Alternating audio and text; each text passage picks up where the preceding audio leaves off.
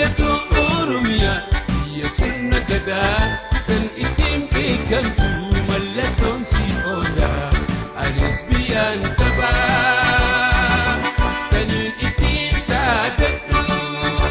And now, to our next presenter. He's an executive at his workplace, and also an executive member of Oromia Foundation, leading several key efforts. This is an insightful man with the precise balance between humor and serious work, a man of action, and an absolute pleasure to be part of any group he's in. He's very intuitive. Even when your camera is not on and you're meeting with him, he will know what you're about to say. I'm very appreciative of this man. Mr. Zel Nagasa, he is a CIO and a privacy and security officer for a healthcare system in the USA with over 20 years of experience leading enterprise IT and information security teams. He oversees the division of information technology and is the single point of accountability for aligning technology investments with business goals for providing effective and efficient IT services to the enterprise and for all privacy and cybersecurity controls in the company.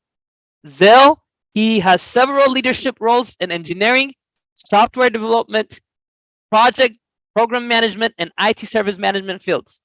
Prior to his current role, he's also adjunct faculty in the University of Denver, teaching graduate level information and communication technology courses. Mr. Zell earned a mechanical engineering degree from AAU, a bachelor's in computer science from the University of Toronto in Canada, and a master of science degree in cybersecurity and information assurance from Capella University in the USA. He is a member of Project Management Institution, PMI, International Information System Security Certification Consortium, and Information System Audit and Control Association. Mr. Zell, it's a pleasure. The floor is yours, and you have precisely 25 minutes. Thank you, Tisho. One of the more before this is Adi Gotilakao. Jarana Afan Oromoo Dinaniesa. Tokofa Yero one kanatti qophaa'aa turre. Survey tokko baafnee turre. Survey kanarratti namoonni baay'een warri dhufuudhaaf of galmeessanii maal eegduu webinaarii kanarraa innaa waan sadii jedhan tokko tools leadership fi management skills fi tools barbaannaa jedhanii harka 195 akkas jedhanii harka 174 immoo advanced topics barbaannaa jedhanii harki 54 immoo basic fundamental si barbaannaa jedhan. So isa kanan himannoo gochuu yaale presentation iko kana keessatti in fact no ishee wanno isaanan jijjiiree mata duree isaa context kennuuf hin barbaade planning ifis taskii delegate gochuufis anyway project management for leaders. So waanan jechuu yaalaa ture waani warri registered ta'e warra galmaa'e isaan waan isaan jedhan irraa ka'uu yaale garuu baay'ee isaanii tas keessa jiran beeku amma. So maalif project managementiin warra hooggansaaf hoogganarra jiraniif barbaachisa isa jedhu baay'eellee walitti himuun qabnu maalif jiruu hojjetamuu qabaa akka itti dhaabni tokko jiruu hojjetu ilaaluuf deemna. Isa keessatti iddoo qabaa waa'een beekumsi bulchiinsa projektii jennu kuni project management jennu kuni afaan Oromootiin waan ta'eef waan tokko tokko yoo hiikkaan sirrii ta'uu dhiisee baraan jiraadhiifama naa gootu. So maal qiqaa yeroo naa kenname kana keessatti tokko walumaa galatti kontekstii isaan argisiisuu barbaade jecha tokko tokko immoo ni ilaalla. Projektoonni baay'ee maaliif kufuu maaliif bakka hin ga'an kan jedhu qiqaa tokko irratti dubbadha. Milkaa'uuf maal isaan barbaachisa kan jedhus isa booda akkamittiin qindaa'u akkamittiin ijaaramuu qaba projektiin tokko iddoo ga'uuf kan jedhu. Namichi projektii sana bulchu immoo nama attamii ta'uu qaba, kompiitensii attamii fa'aa qabaachuu qaba kan jedhu. Kanaachi qajeelfamatti waliin hojjetanii methodology waan ta'uu danda'u project management life cycle kan jedhamu. Kanaachi warra advanced topics barbaadaniif immoo yeroon illee jiru yoo ta'e waa tokko tokko itti argisiisee darbuun barbaada. warra caalaatti baruu barbaadu warra certified ta'uu barbaadufis wannoon qaba odeeffannoo kanarraa kan hafee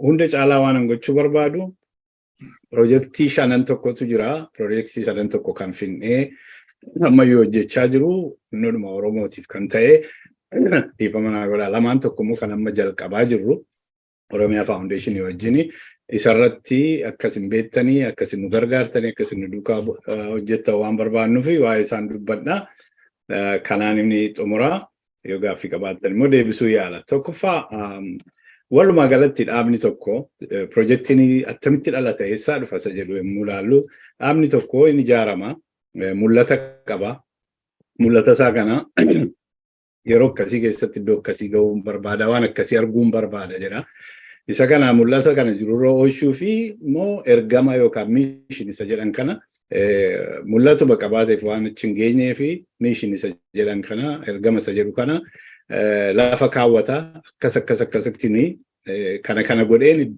mul'ata koo sana bira ga'aa jedheetu lafa kaawwata jechuudha. Isa mul'ata lafa kaawwate kana immoo caccabsuu qaba.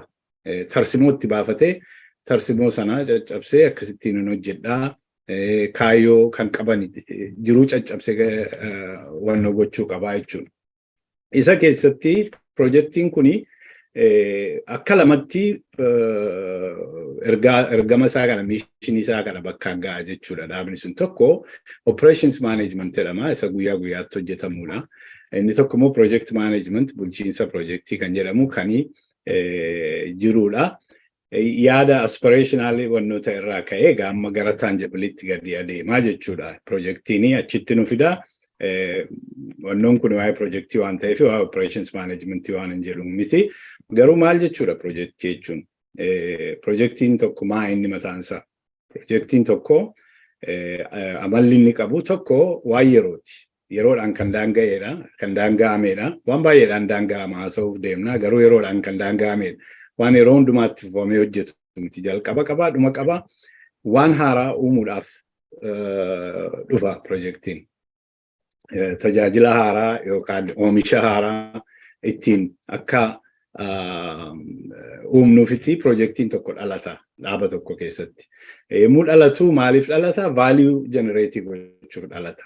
Gatii, bu'aa, faayidaa kennuudhaaf dhalata. Akkamittiin goona projektii kanaa waan inni oomishee lafa kaa'uu qabu waan deliverables jedhan kana caccabsina. Inni itti bahiinsa projektii kanaa ta'a. Dhuma projektii kanaa jechuudha. End result projektii kanaa ta'a.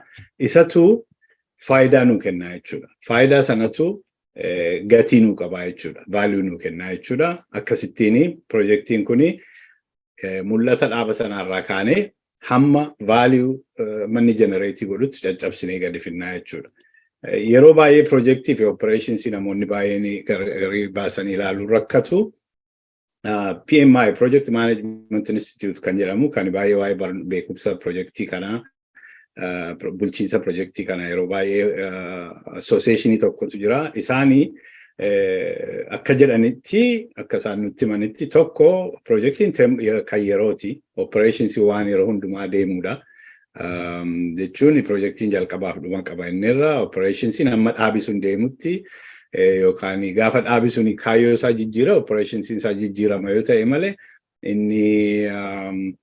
inni baankiin horii nama kennuuf ijaarame horii nama harkaa fuudhuuf kennuuf ijaarame yeroo hundumaa isa hojjetaa jechuudha inni operationsiin isaati jechuudha. Akkuma sila jedhee projektiin waan uniikii tokko waan haaraa tokko uuma yookaan waan haaraas miti yoo ta'e waan jiru irratti waan haaraa tokko dabaluudhaaf godhama.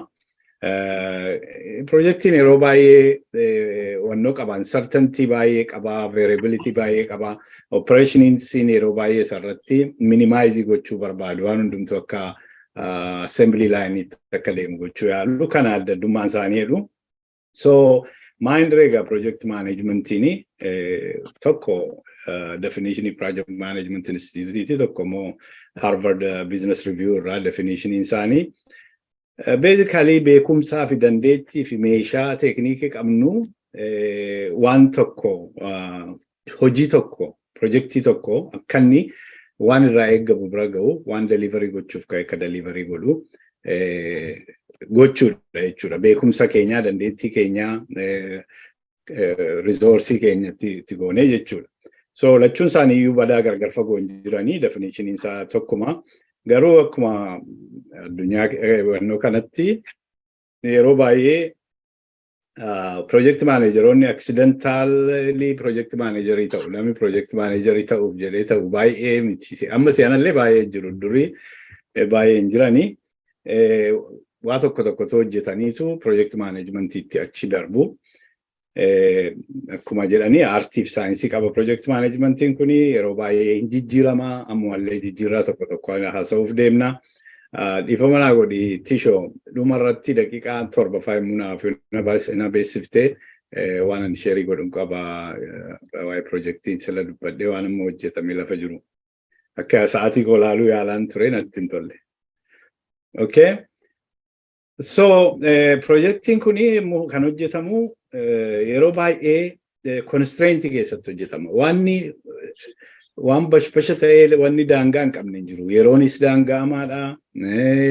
Horiin itti baafnus maallaqa itti baafnu koostiin itti baafnu daangaamaadha. Skooppiin nu daangaan jiruu isaatis waan inni hojjechuuf deemus baay'ee daangaamaadha. Kana sadan keessatti hojjenna projektii kana bulchiinsisaa kana sadan keessa kana sadan eegee ta'uu qabaa jenna. Akkas jedhamaa ture akkuma isiniin jedhe baay'ee jijjiirama project management beekumsi kuni. Amma si'anaa kan yeroo dhiyoo dhufe waggaa 2 asii constraintiin kun 3 ta'uunsaa fi amma 6 ta'eera. Daangaa skooppii fi yeroo fi qabeenyatti ba'u qofa otoo hin ta'in humni namaas riiskiinis riiskii afaan Oromoon hin beeku balaa dhaqqabuu danda'u jechuu dandeenya. Ayinaansaas kwaalitiin itti projektiin sun hojjetamuu qabu. Amma inni hundi isaa akka constraintiitti ilaalamee maal jechuudha yoo amma quality isaa jijjiiruun barbaachise horiin itti baasan koostiin isaan jijjiiramaa jechuudha. Yeroon amma inni fudhatu fixuuf yeroo inni fudhatus hin jijjiiramaa jechuudha. Resource inni barbaadu. So kana constraintii kana keessatti beekumsaa fi dandeettii fi resource qabnuuni waan projektiin kuni bakkaan ga'uuf ka'ee milkeessuu jechuudha project management jechuun projektii kana bulchiinsa isaa gochuu jechuun. So projektiin baay'ee kufuu jedhama maaliif projektii gurguddaa xixiqqaa kan giddu galeessi baay'ee waan jiraniif amma kufa jechuun barbaanne ammaa fi garuu waan baay'eedhaaf kufu sababa baay'eedhaaf kufu yeroo tokko kaayyoo isaaniitiif miti yeroo tokko akka gaariitti hin karoorfamne yeroon isaanitti bakka ga'uuf yaadani baay'ee gabaabaa ta'a. Yeroo tokko waan adda addaaf ta'uu danda'a. Nuyi Oromoo keessatti projektii adda addaa goona. Ammallee waan ani isinitti argisiisuuf deemu kan gochaa turrellee jiru. Maaliif akkuma warra kaanii nullee waan akkasii nu qunnama. Projektiin tokko nu yaalaa kufaa maaliif kufaa yeroo baay'ee ani immoo ilaalu isa tokko baay'ee planning goonu. Akka gaariitti planning goonu. Yeroo tokko namni projektii sana geggeessu akka gaariitti geggeessuu dhabuutu jira. Beekumsa dhabuurraa ta'u yeroo dhabuurraa ta'u. Yeroo tokko warruma wajjin hojjennu warra tiimii garee wajjin hojjennu kanatu dysfunctionalidha yeroo tokko. Projektiin kufuun garuu kan keenya qofaa miti. Iddoo hundumaatti hin kufaa. Kan keenya waan akkasii kanan argaan experience korraa hin dubbadhaafan isiniin jedhe. So maali kani projektii tokko milkeessuuf waan barbaachisan. Yeroo baay'ee waggaa baay'eedhaaf inni projektis maanejii gochaan ture sponsoriis nan godha. Yeroo baay'ee fan keessa ture hiriyaa kana kuni muuxannoo koorraan dubbadha amma slaayidii kanarratti tokkoffaa beekumsa project managementii barbaada. Project management body of knowledge waan jedhamu jira. Isa methodology kan namaa kennu isa barbaada. Lammaffaa hogganni olaanaan yoo hin deeggaru ta'e projektii kana projektiin kun bakka hin ga'u kanaafi milkaa'uu fi hogganni olaanaan dhaabichaa deeggaruu qabu. Oromoo keessatti illee akkasuma yoo sadarkaa gararraatti hin deeggaramu ta'e projektiin bakka ga'uu danda'u hin jiru. Lammaffaa sadaffaa kaayyoo dhaaba sanaa wajjin kan wal simatu yoo ta'e malee yoo kaayyoo dhaaba sanaa wajjin wal hin simatu ta'e rakkoodha suuta utuma deemuu hubatama akka inni kaayyoo sana wajjin hin deemne kanaaf nama akkatti kufuu danda'a. Gara biraan akkatti dhiifama akkatti caasessani projektii sanaa akkatti bulchiinsa isaa akkatti gad dhaabanii innillee baay'ee barbaachisaadha. Inni guddaan garuu leadershipidha. Hoggansa guyyaa lamaan kana haasa'aa turreedha. Keessattuu kaleessa namni tokko servant leadership Dr. Nardo sanatti fakkaata kaaftee turte. Keessattuu servant leadership ni projektii tokko bakkaan ga'uudhaaf baay'ee barbaachisaadha. Maal jechuudha servant leadership jechuun? Maa inni characteristics attamii qaba, traits attamii qaba namni servant leaderii ta'e. Keessumaa projektii keessatti maal jechuudha? Tokko nama fakkeenyaan geggeessu, nama leading by example. Kaleessa Dr. Ambisaadha natti fakkaata. Jiruu tokko yoo ofii keetii hojjechuun barbaaddu ta'e unless beekumsaan daanga'amte yoo ta'e, yeroon daanga'amte yoo ta'e irraa kan hafe waan ofii keetii hojjechuun barbaanne nama biraa gaafachuun qabdu tokkoffaa. Lammaffaa yemmuu hojjetan immoo amma dandeessutti treenchii sana keessa wajjin jiraattee hojjechuu. Inni kun baay'ee barbaachisaadha. Isa kanaan servant leadership jennu.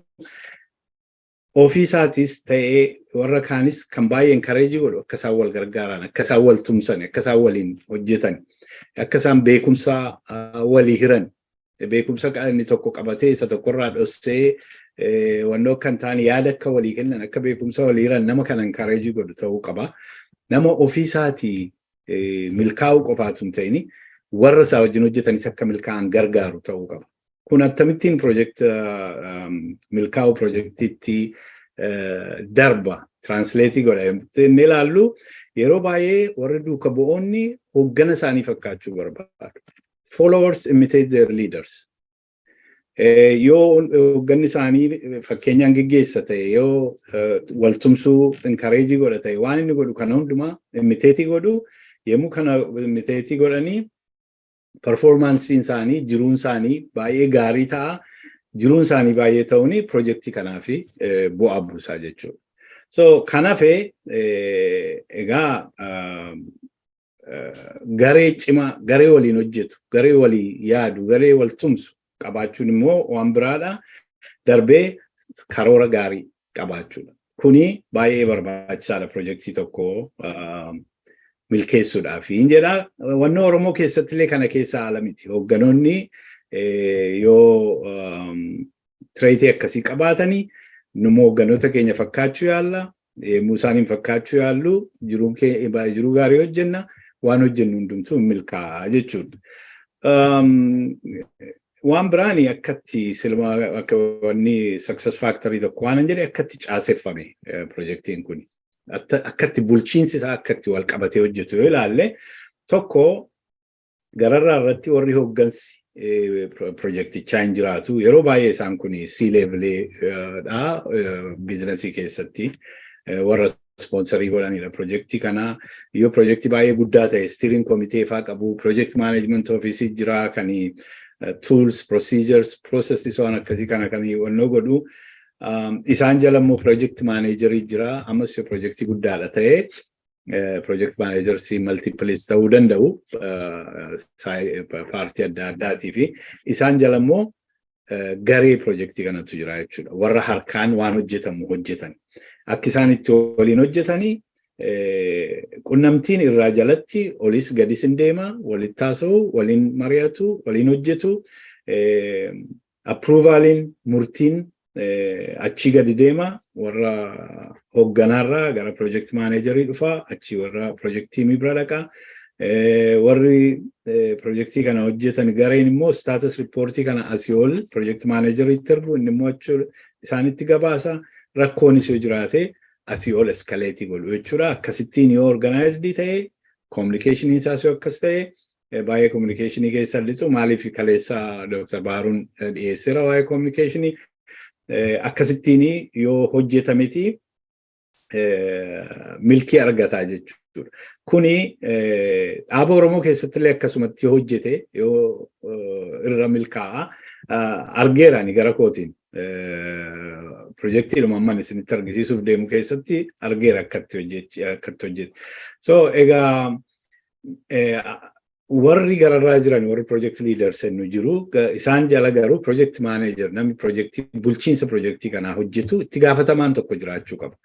Inni kun inni competency attamii qabaachuu qaba. Waa'ee leadership yaasofneerra hoogganuu danda'uu qaba. Kaleessa haasa'aa ollee har'a haasa'ameera tuuta kana bulchuu qaba. Tuuta kana maaneejii gochuu qaba. Karoorsuu qaba. Baajetii beekuu qaba. Ammas qunnamtii conflict management ammuma waan haasa'aa turreedha. Yoo barbaachisaa ta'e namoota leenjisuu danda'uu qaba. Yookaan lafa isaan itti leenji'an barbaaduu qaba. Rakkoo hiikuu nama danda'u ta'uu qaba. Nama waan baay'ee nama danda'u dandeettii akkasii nama qabu yoo ta'e projektii tokkoo fi milkaa'uusaaf baay'ee gargaara. Egaa yemmuu waliin hojjetan immoo seera nu barbaachisa. Seerri kuni rules of engagement yoo jenneeni inni project manageriin kuni responsibilityidha delivery hundumaaf iyyuu. Isa jalatti gareen isaa kun waliin hojjetu gara kaayyoo projektii sanaa bakkaan ga'uu fi itti gaafatamni baay'ee rules of engagement nu barbaachisa. Slaayidii baay'ee tafe dhugumaa garuu wanna nu barbaachisa methodology nu barbaachisa. As keessa namni projektii manaajii godhee hin beekne jira natti hin fakkaatu. Projektiin hin jalqabaa maaliif barbaachisa bu'aansaa maalii jennaa. Isa booda in karoorsina. Isa karoorsine kan ammoo jirutti hinna executing process jennu kana processes wada jennu kana feezii 5 qabaa jennaa.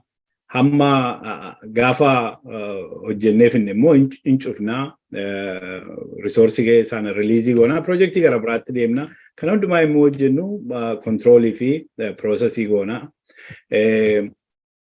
Kuni waanuma deliverables yemmuu jiruu jalqabnu projectiin tokko yemmuu yaadi isaa ka'u hamma dhaqee karoorsuu bira ga'utti maal fa'aa waan irratti walii gala maaliif projectiin kun maal barbaachisa jedhu yoo charterii illee ta'uu baate walii galteen tokko barreeffamuu qaba. Namitti resource committee gochuu qabna. Jiruun isaa maal akka ta'e beekamuu qaba. Then gaafa karoorsinee jennu immoo plaanii qabaannaa jiruu isaa caccabsinee namatti irreerra jechuudha.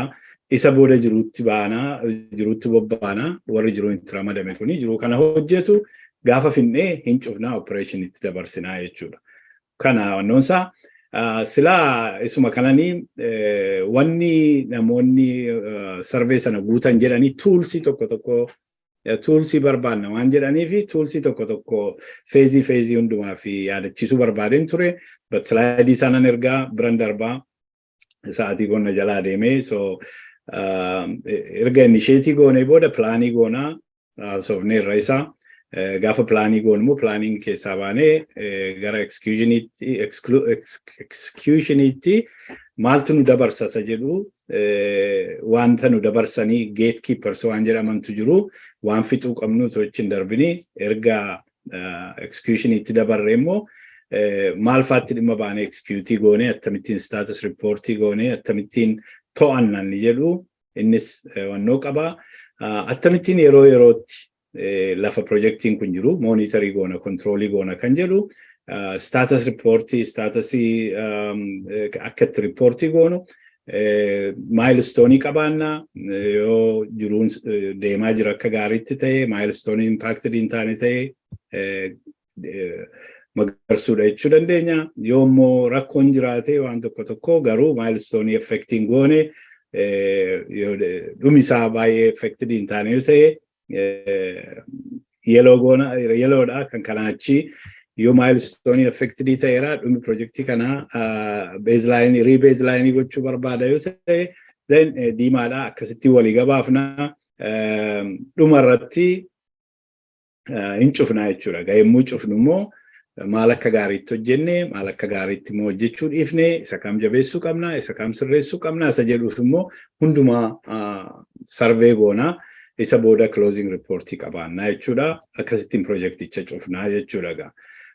Yoo akkasittiin hojjenne successfully ta'a jechuudha. Gara biraan advanced topics warra barbaadanii fi waan nama wannoo godhe kuni haasa'e kuni baay'ee waterfall methodology jedhama approachinsa.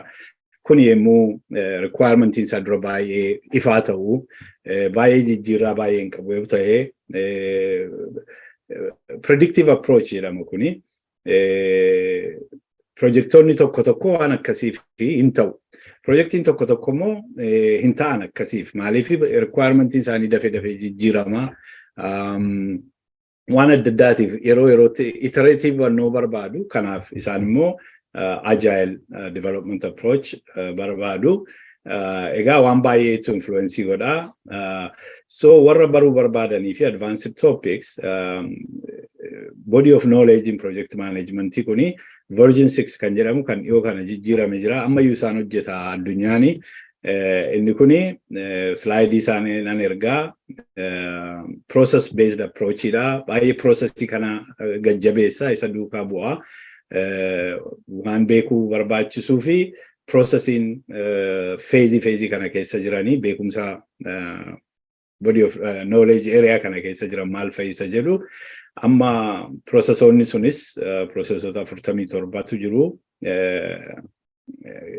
anyway inni haaraan amma dhufee inni kuni principle based approach jedhama principally project management lama qaba inni kuni principally duukaa bu'uu qabnudha isatti dhimma baaneetu performance domains saddeet kana irratti hojjenna jechuudha nan erga slide kana warra laaluu barbaadanii fi in any case warra baruu barbaadanii fi waanan baay'ee waanan haasa'ee ammi tokko muuxannoo korraa dhufu malee Project Management Institute 2021 Guide to Project Management Body of Knowledge kan jedhurraa dhufe yookaan immoo kan Harvard Business Review Project Management Handbook kan jedhamu jira referii gochuu barbaadanii Garbraa warra certified ta'uu barbaadanii pmi.org certification type different certification types jiru linkiin isaa asirra jira dhaxxanii waan gochuu dandeessu amma gara Oromoo related project sanaasa'uu barbaade waggaa lamaan darbe kana projektii adda addaa hojjechaa turre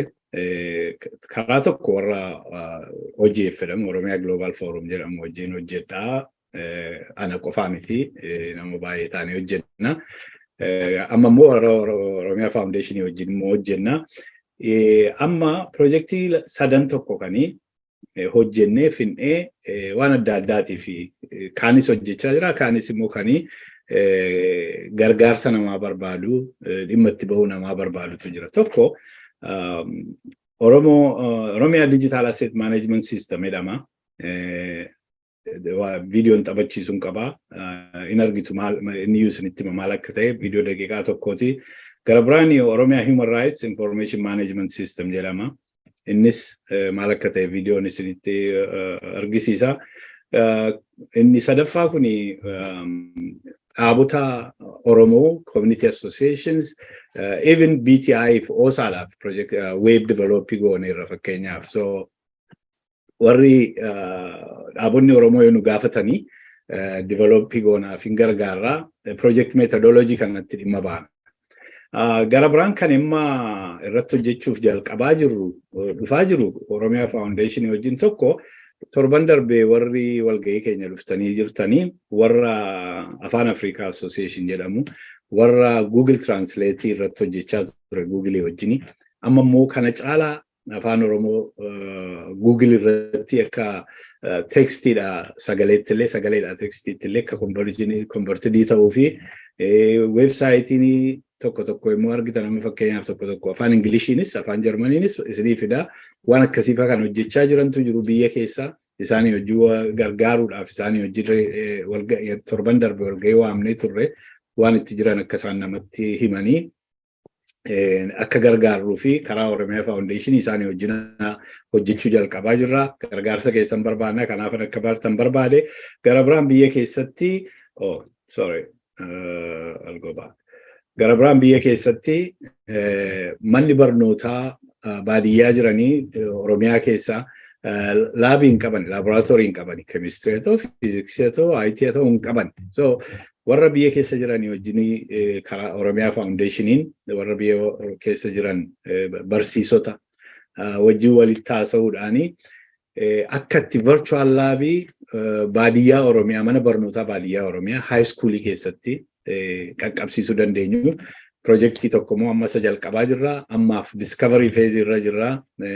Waan barbaachisuu fi amma horii akka nu barbaachisu horii faareezii gochuu yaalaa jirra. Isa kana irratti illee gargaarsa keessan barbaanna. Kanumaan jedha waan kana irratti garuu viidiyoon isinitti argisiisuun qaba. Gaaffii gaafattan boodatti deebina, but amma ifamaa Atishoo viidiyoo sanaan argisiisa. Yes, it's your time. Okay. Something is not working for me here. What's going on? Okay. All right. It doesn't work for you. We should all go home. All right. Hold on. Baro, sit to sabotage na go chair. Okay. Ifama, the call.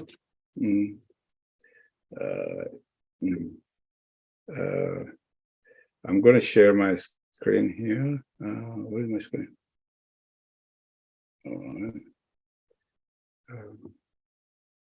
Oops. I'm sorry, guys. Go one more time. I'm sorry. No, I'm doing it. Baruda. Baruda. It's okay. This one is ready. There's something going on. No, man. Screen ko argartu? Yeah, we can see your screen. All right. Okay. Huh? Maldit. Yeah, we can see your screen. Okay. All right. Oh, ODAMS? What is that? Can you tell me about it? Of course. Oromia Digital Asset Management Service, ODAMS, is a searchable central repository that stores, organizes, and shares Oromo and Oromia-related digital assets from a single location in a secure manner. Collections of video files, audio files, images, documents such as academic publications, papers, journals, books, and many more digital assets related to the Oromo Nation and Oromia are archived in ODAMS. What would it mean to you if you could find all your digital assets related to Oromo and Oromia in one place and can search or want to share your work product from one searchable system? The best part of ODAMS is its simplicity to search, upload, download, and share digital assets in a guaranteed secure environment. Are you a scholar who wants to study more about the Oromo Nation? A lawyer who is looking for evidence on Oromo issues? A broadcaster or journalist who wants to make a documentary on the execution of countless Oromo youths? Or someone who wants to know more about how the Oromo people have suffered under the Ethiopian government? Imagine if you had a one-stop searchable online library for all your Oromo and Oromia-related digital asset needs. Or for sharing your work products on Oromo people and Oromia. That is what ODAMS aims to achieve. Just go to odams.org and boundlessly access thousands of scholarly documents and many other digital assets. Okay, Nikuni ODAMS in Oromo Digital Asset Management System kan jennu kana caalaa ibsuun barbaachisaa natti hin fakkaatu. Dhumee gareen kana irratti hojjete kan geggeessaa ture Dr. Ahmed Galchuu nama jedhamu karaa hojii fi garee warra IT tokko dhaabnee irratti hojjetamee dhumee garuu ammayyuu gargaarsa barbaanna maaliif gaagura isaatu ala jira malee informationii gahaan keessatti funaanamaan jiru informationii gahaa keessatti funaananii uploadii godhanii akkanni searchability ta'utti waa tokko gochuuni jiruu baay'ee barbaada kanaafi gargaarsa namaa barbaanna gara biraan projectii gara biraanii irratti hojjennu When information about a violation is logged effectively in a secure and accessible central repository, human rights defenders have a powerful tool at their disposal to advocate and litigate for justice.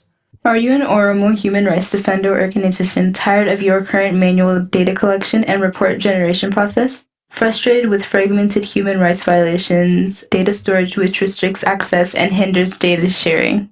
Do you want to streamline your data collection and reporting progresses, preserve ongoing violations, and generate reliable conclusions? To identify trends and patterns better, to extract actionable intelligence, develop cases for strategic human rights advocacy and litigations if necessary? Then listen carefully. You need a technology tool that can streamline your data collection, organization, and reporting process, allowing you more time to focus on the core business of your organization, which is advocacy. That technology tool here is the Oromia Human Rights Information Management System, OHRIMS. What is OHRIMS? Developed in consultation with member organizations of the OGF engaged in defending Oromo human rights, ORIMS is a secure and accessible central repository of human rights abuse victims, perpetrators, and events information created to address the challenges we listed above. With OHRIMS, you will be able to enter human rights abuse data from anywhere in the world and use any device connected to the internet to run a web browser, including your smartphone. No connection to the internet? No problem. We have a standard data collection template you may populate and send to us. We will then upload it for you into ORIMS.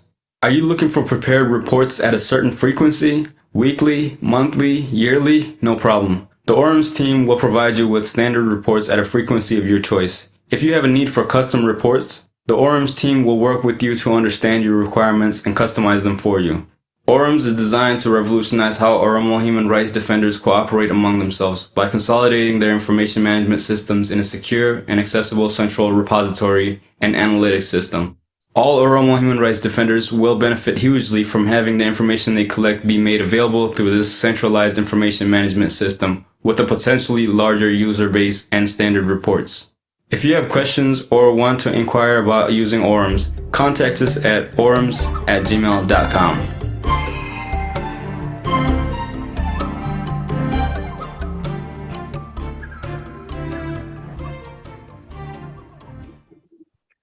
Okay, kuni isa kana immoo kan mataa ta'ee nu geggeesse Dr. Tasfaayee Nagariiti. Inni kunis akkasuma erga hojjennee finnee booda namni dhimma itti ba'u dhibee sila from anywhere in the world human rights violation data kan itti gashuu danda'ani.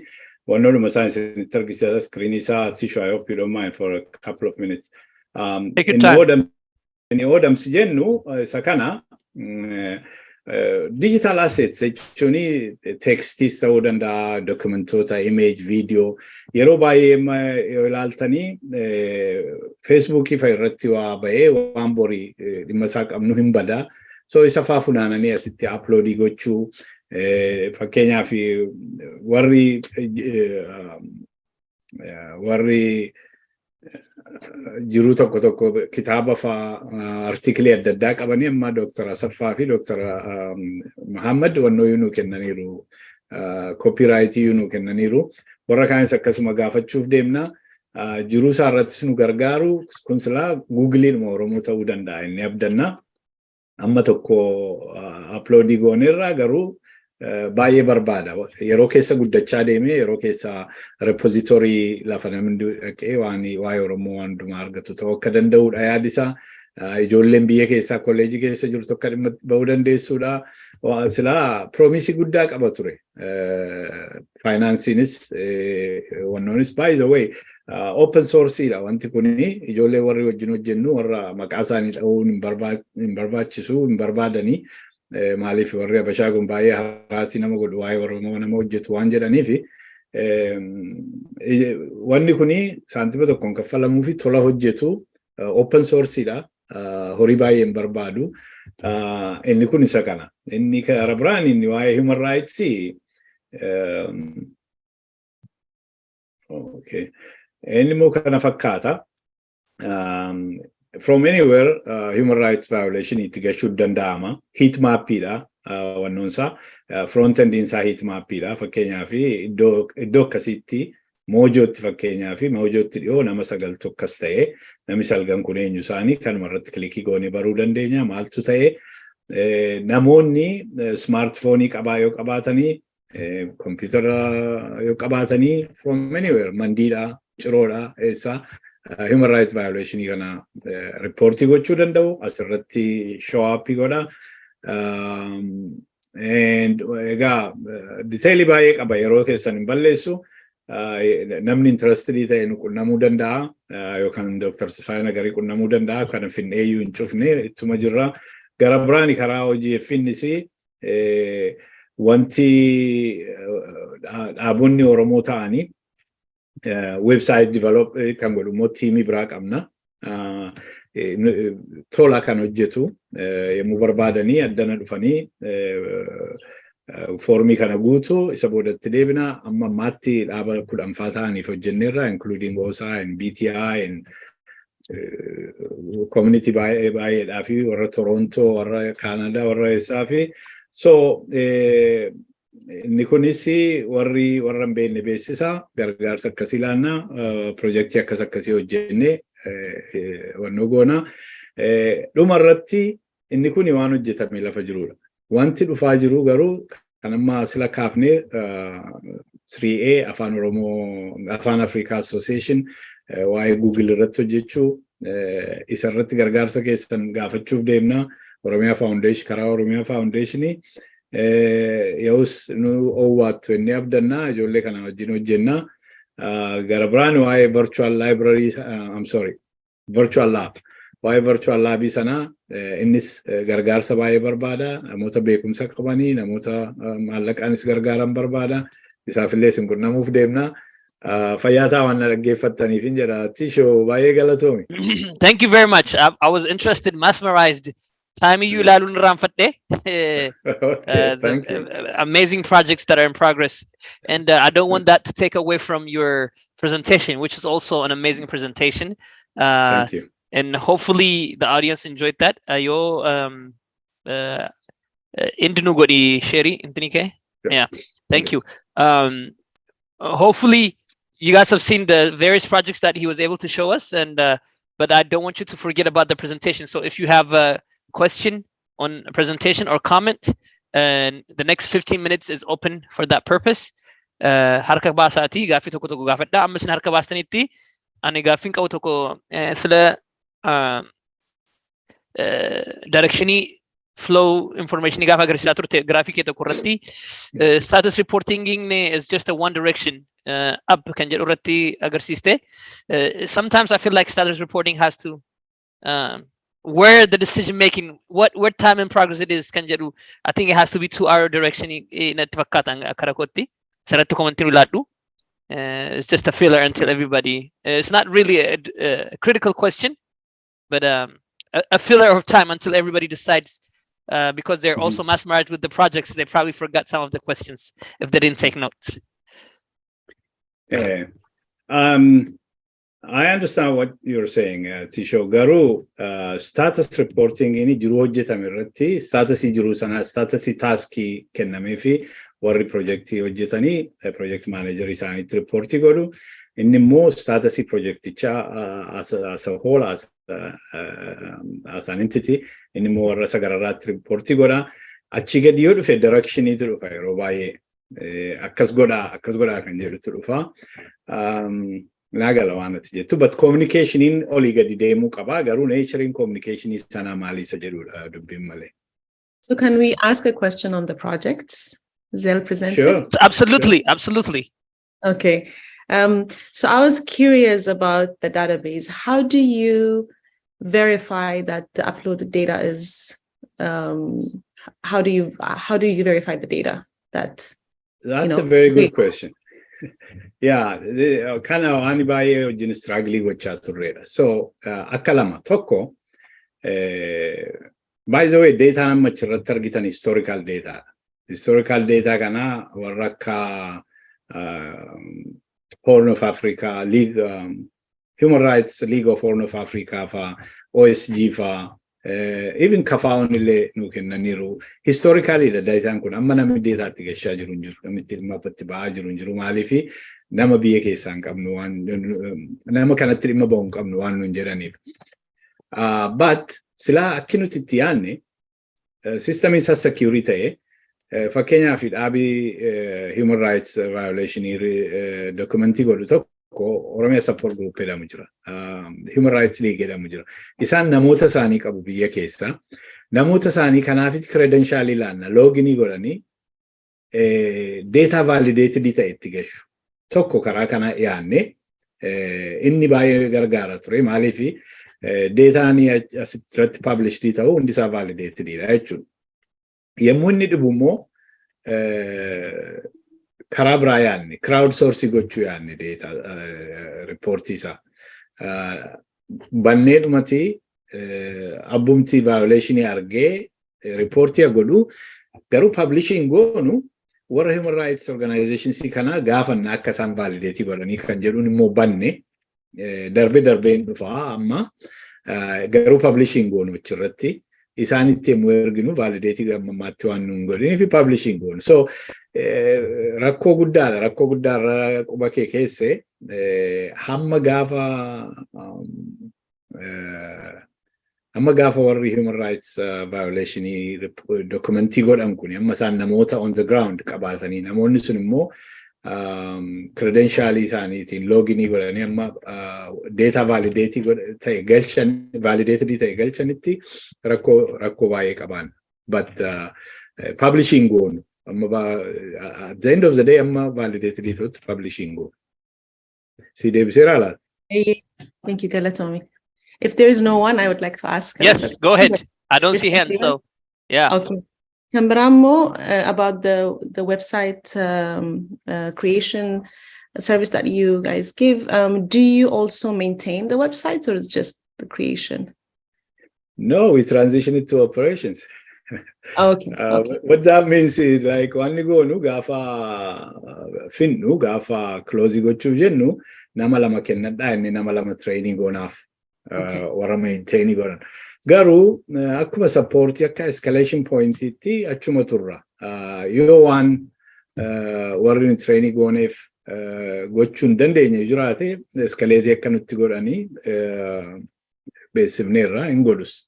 Okay. Galato, thank you. Okay. Dr. Baru? Thank you.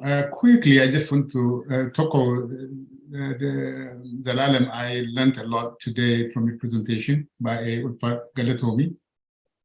I wanted to make just a point. And I left from active service in 2018.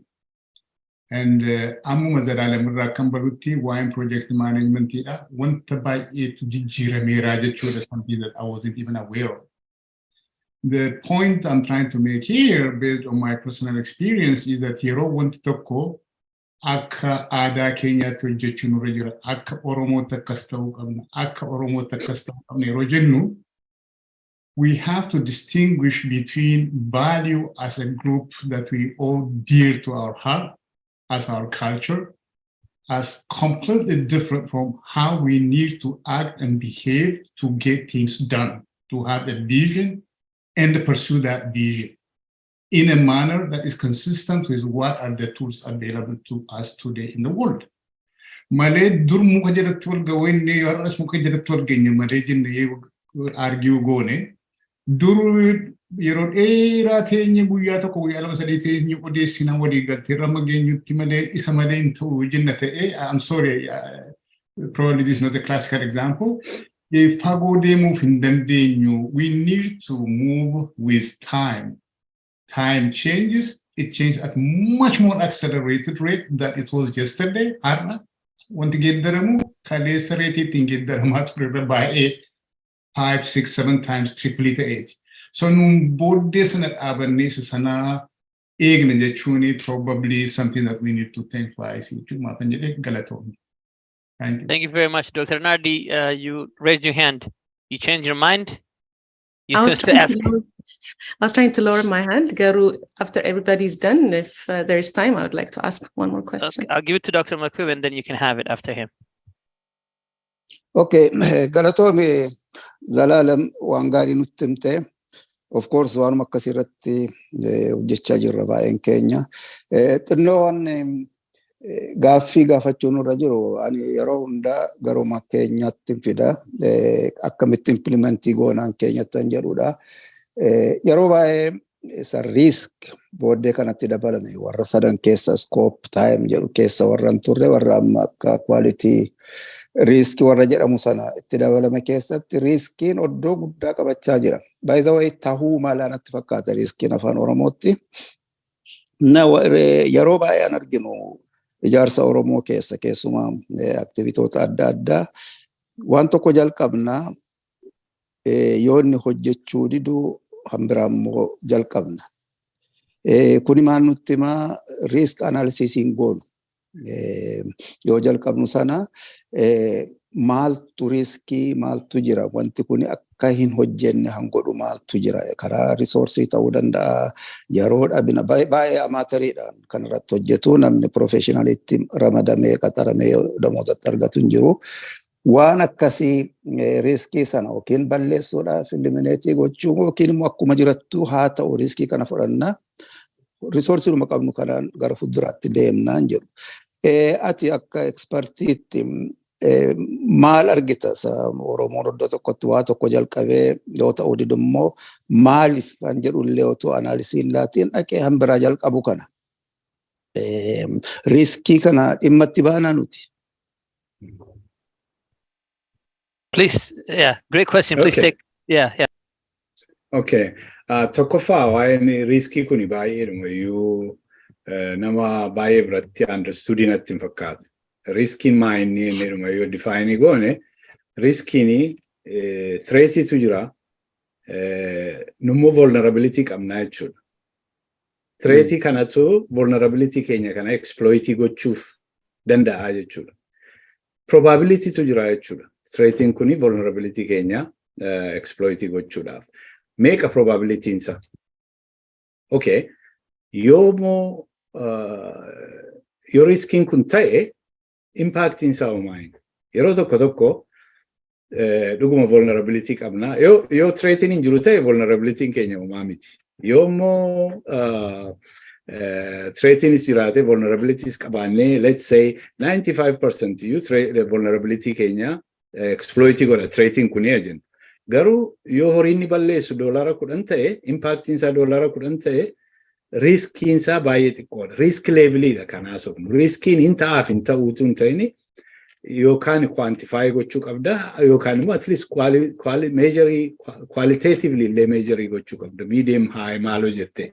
So just because waan tokko riskiin tokko realized ta'uu danda'a jedhamee jiruun hin dhiifamu. Garuu dura impactiin isaa beekameetu acceptableidha impactiin riskii kana. Isa jedhamu irratti murtaa'a waansa. Yeroo tokko ta'uu danda'a garuu impactiin isaa baay'ee xinnoodha waan nu bu'adaan qabu inuma goona. Yeroo tokko immoo riskiin kun ta'uunsaa baay'ee xinnoodha. 0.05 probabilitiin isaa 0.05dha garuu yoo ta'e $15,000 $20 jalaa balleessa. So maybe insurance bitanna ta'a. Maybe yookaan waa tokko goona mitigate karaatti goonu barbaanna jechuudha. And so akkasittiin yoo caccabsanii ilaalanii acceptability riskii sana irraa ka'ani malee rakkisaadha. Akkasumatti riskiin jira yookaan bor waa ta'uu danda'an jedhu murtiirra ga'uudhaaf baay'ee nama rakkisaa jechuufan jedhee karaa waan Oromoo keessatti waan jalqabnu ni jedhu kuni dhugumaan jedhaanii akkuma waan amma tokko baay'ee leeyon jechuu baadhe amma tokko piroosesii akkasii keessatti biyya alaa kanatti Oromoo keessatti qooda fudheera. Thinking akkasiitu keessan galu yeroo baay'ee akkasittiin yaadamu riskiinis akkasitti yaadamu jiruunis akkasitti pilaandiin ta'u yommuu jalqabus akkasittiin amma fakkeenyaaf karaa Oromiyaa Foundationii boordiitu ture strategic planning qophaa'ee strategic planning sana keessaa tokko amma waan amma gochaa jirru kanaadha. So akkasittiin plaaniidhaan plaandii ta'ee yeroon itti godhamee hin ta'u yeroo baay'ee Oromoo keessatti. Waammoo yommuu hojjennanii walii wajjin ka'anii yommuu waan isaa dadhabu hundumtuu scapegoatii barbaada. Isa dadhabsiisee isatu hin beeku isa kanatu akkas godhee. So waa leadership haasa'aa turre yeroo baay'ee namni tokko oonii gochuu qaba waan akkasii namni tokko drive gochuu qaba. Egaa kuni I think wanti barbaachisu namni hundumtuu lafa qabsoon kun baay'ee multidisciplinaryidha akkuma hundumtuu beeku. Lafuma hojjetu hundumtuu skillii achi fiduu yoo itti fidee malee amma waa'ee riskii kanas akkuma lafa jiruuti waa'ee riskii yaannutti dhufnee yoo sitti yaanne malee yoo kun dubbii Oromooti jennee calluma jennee diteelii itti yaannu yoo ta'e isa kanatu waan amma Makbib kaaftee Dr. Makbib waan amma kaaftee kanatu uumanatti fakkaata. Namoonni ta'anii itti yaaduu dhabu. Hojii Oromoo akka hojii ofiitti ilaaluu dhabu akka lafa hojiitti ilaaluu dhabu maal dhibdiitu jira natti fakkaata. Kuni yaaduma kooti. Thank Saayinsii you. booda hin jiru. Thank you very much. We have a couple of minutes left, so I'll give it to Dr. Hambisa. And then if he finishes in a minute, you can respond. If he takes both minutes, then we'll hold the response. He will take both minutes, I know him. Atau amman yaada ko gurra dhutti turanda. Wan gaafin ko gabaabaa dhazalaaleen. Hojii amma fakkeenyaa fi project management keessatti yeroo karaa hojii fa'aa hojjetamu namoota qaxaramanii dedicated ta'anii mindeeffamanii jiraatan hojjetantu jiru. Kanaaf duukaa bu'umsa salphaa ta'a.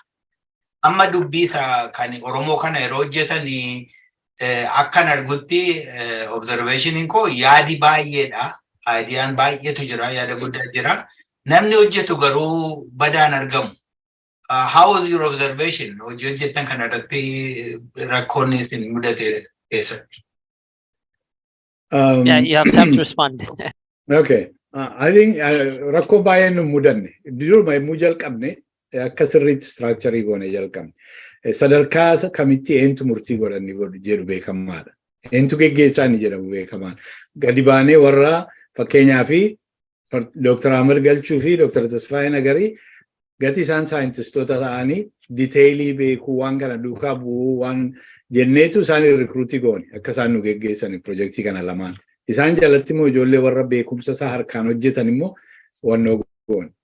Isaan immoo rikruutii goone. So duruma akka gaariitti governance isaas organization isaas qopheessine jechuudha. Gaaffiin hin jiru. Obviously mareedhaan goona baay'ee dimokiraatikiidha. Lammata immoo industirii tokko keessa waan hojjennuu fi aadaan keenya wal fakkaata. Aadaan jiruu keenya inni baay'ee gargaareera. Iddoo biraatti namoota aadaa yommuu hin jedhu aadaa Oromoo aadaa Hawaasaa kaan jechuu qoomiti. Aadaa jiruutu jira. Industiriin adda addaa, profeshiniin adda addaa, aadaa adda addaa qaba.